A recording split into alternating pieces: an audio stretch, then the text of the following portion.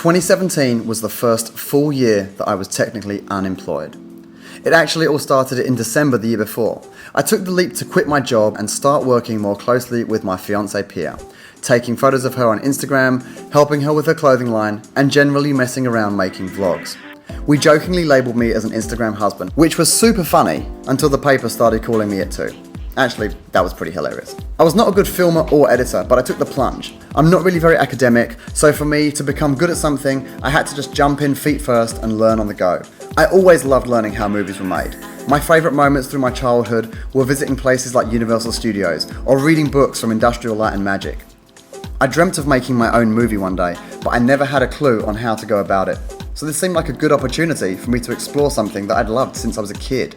So after I quit my job, I grabbed a camera and a drone and we headed to Fiji. However, a cyclone came along and we had to get out of there stat. But we made some great lifelong friends. Our Maldives vlogs went viral and our channel started to grow pretty quick. Pia gained 118,000 followers in one day. We freaked out. I didn't want to post any more content. Don't ask me why. I guess I had stage fright. Anyway, we hit 100,000 subscribers on YouTube. Philip DeFranco tweeted about our vlogs. We flew to Fraser Island for our anniversary and then we flew straight back home because the weather was so bad.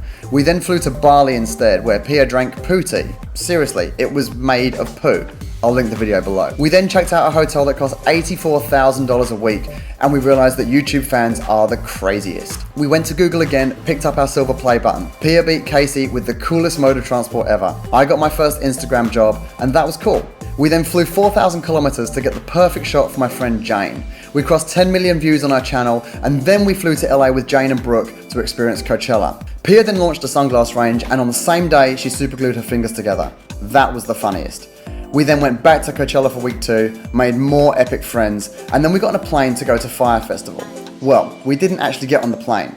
As we were boarding, we had a real bad feeling, so instead we flew home, only to find out that the whole thing was a scam. We then took a road trip, we met kangaroos, we went to a fashion show at the swimming pool. I vlogged myself cheating for a whole game of Scrabble. That was funny. I made my first solo tech review, and it wasn't so great.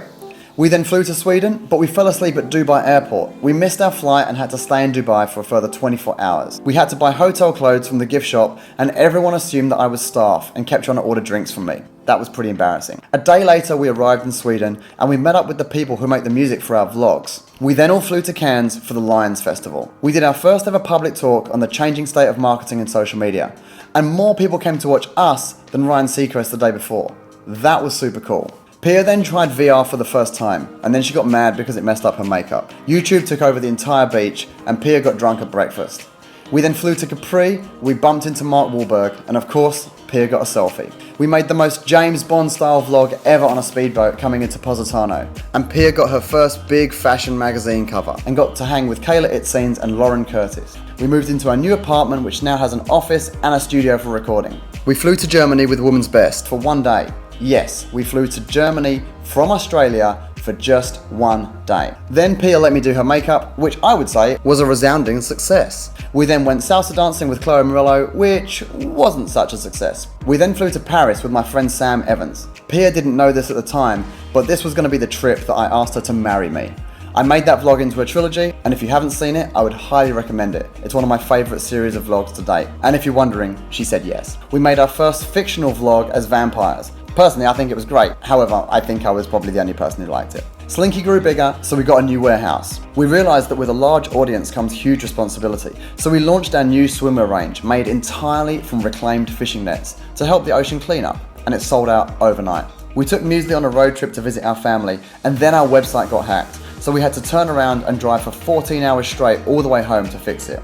To top off a great year, we crossed 250,000 subscribers and 35 million video views, which brings us to today, New Year's Eve of 2018. Next year, we're going to travel more, bring you better quality vlogs, and do our best to carry on spreading good vibes all around. Without you, the audience, we are nothing, so I can't emphasize how grateful we are to have you. If I had to give you one piece of advice for next year, it would be this. This planet is an amazing place, filled with some of the most incredible creatures and humans. Make those memories, make those friends, make your goal to live a life you are proud of, and most of all, make efforts to treat this planet Earth like your home, and everything else will fall into place. We'll see you next year.